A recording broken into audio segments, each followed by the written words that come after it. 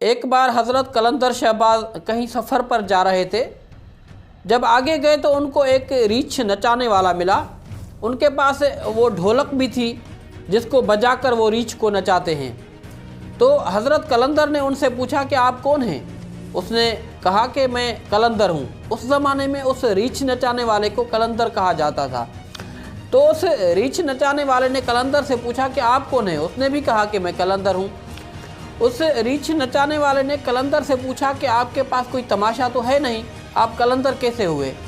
तो हज़रत कलंदर ने उसको कहा कि मैं तमाशा आपको बाद में दिखाता हूँ, पहले आप तमाशा दिखाओ। तो उस रीछ नचाने वाले ने उस ढोलकी को बजाया, उस रीछ को खूब नचाया और बहुत तमाशा किया। उसके बाद उसने कलंदर को कहा कि अब आपकी बारी है, आप तमाशा दिखाएं। तो हज़रत कलंदर ने अपनी दोनों टांगों को दरख्तों के दरमियान में रखा और उसको कहा कि आप नीचे से गुज़र जाएं, लेकिन पीछे मुड़कर देखना नहीं। जब वो रीछ नचाने वाला आगे गया तो उसको माहौल बदला हुआ नज़र आया। हर तरफ एक पुरसुकून माहौल नज़र आया और उसको एक बादशाहती चेंज नज़र आई।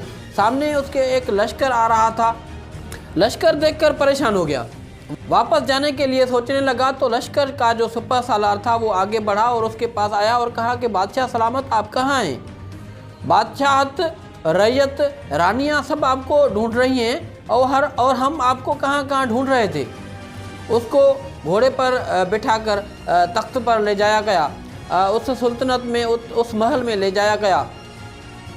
वहाँ पर उसको बादशाहत की दस्तार बांधी गई और कई साल उसने बादशाहत की। वहाँ पर उसको कई शहज़ादे पैदा हुए। वहाँ पर उसने कई साल अयाशिया की, राज किया। उसके बाद एक दिन उस रीछ नचाने वाले को ख्याल आया कि पीछे मुड़कर देखें कि वहाँ की क्या सूरत हाल है जहाँ से मैं आया हूँ। जब उसी रास्ते से वो वापस गया तो अचानक उसको माहौल तब्दील नज़र आया और वही माहौल नज़र आया जो पहले था। उसने अपनी ढोलक देखी, रीछ बैठा था और जब उसने सामने देखा तो वो कलंदर खड़ा था। तो वो कलंदर को चिल्लाकर बोला कि मेरी रानियाँ कहाँ हैं, मेरे शहज़ादे कहाँ हैं, मेरी सुल्तनत, मेरा तख्त ताज, मेरा महल। तो हज़रत कलंदर शहबाज ने उसको कहा कि ये सब तमाशा था।